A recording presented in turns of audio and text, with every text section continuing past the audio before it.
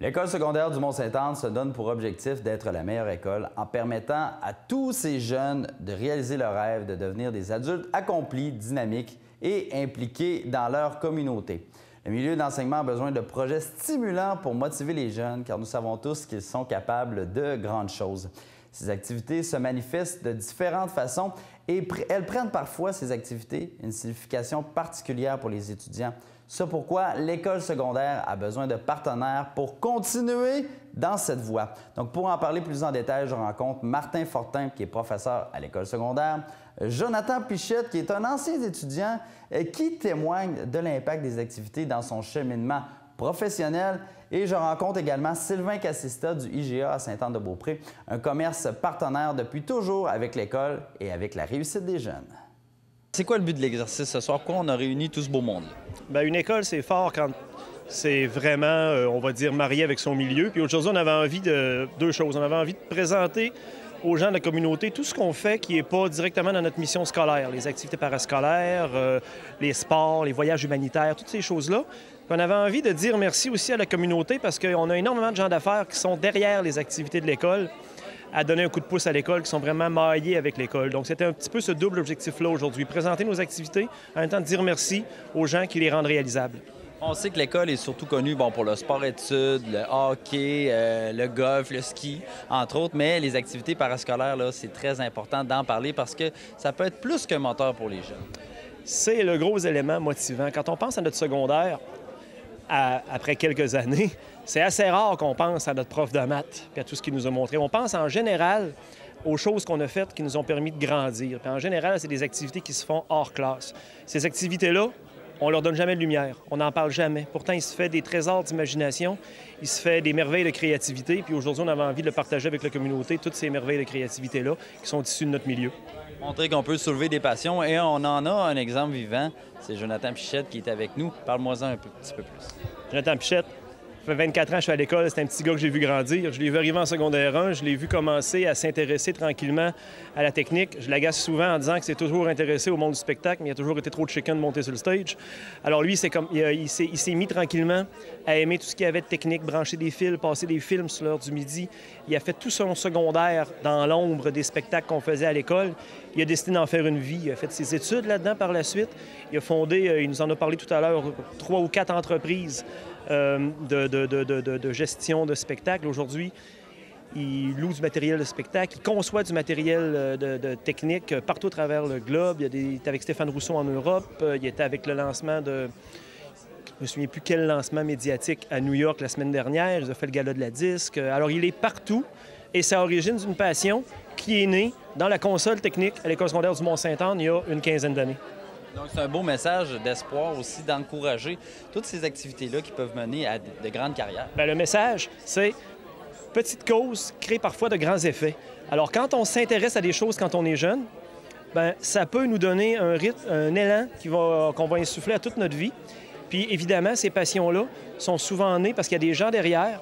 Les gens derrière, c'est les enseignants de l'École secondaire du Mont-Sainte-Anne au premier chef, bien sûr, mais aussi tout le village de la Côte-de-Beaupré qui, de différentes façons, permet à ces activités-là d'exister en les appuyant, parfois financièrement, parfois aussi par expertise.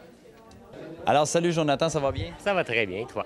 Oui, super bien, merci. Alors, toi, tu es un ancien étudiant, puis là, tu as parti ton entreprise à la suite, mais tout ça là, est vraiment parti de l'École secondaire du Mont-Sainte-Anne. Parle-moi un peu de tes débuts.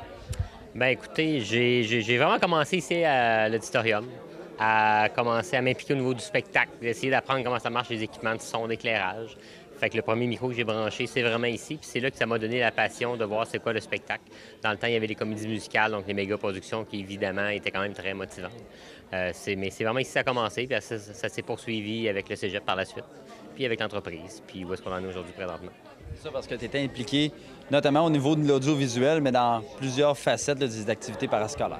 Comme on faisait partie de l'équipe technique en tant que telle, bien, c'est sûr que l'équipe technique faisait tous les événements, que ce soit les parades de mode, les comédies musicales, les spectacles de l'harmonie.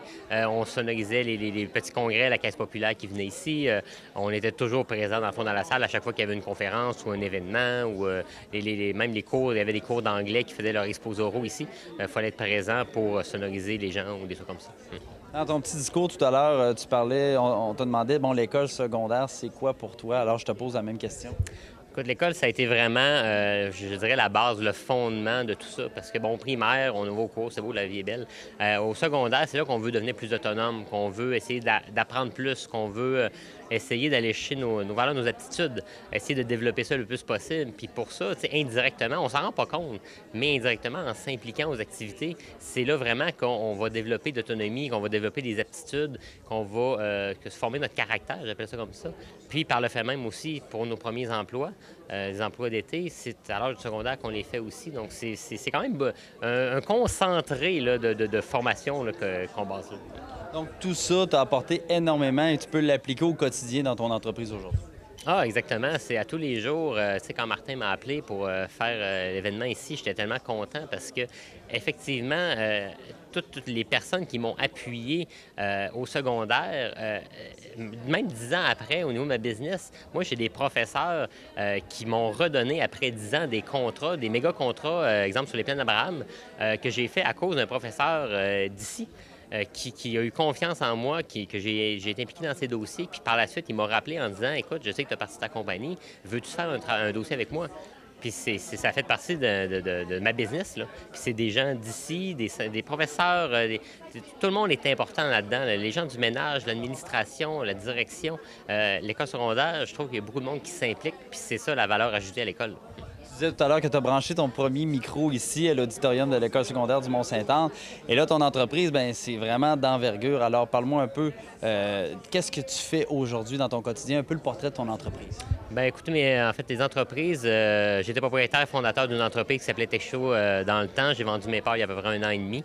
Donc, aujourd'hui, on est en redémarrage d'entreprise depuis quelques mois sur quelques entreprises qui ont fait au niveau de la vente, l'intégration, au niveau des produits d'éclairage, des trucs comme ça.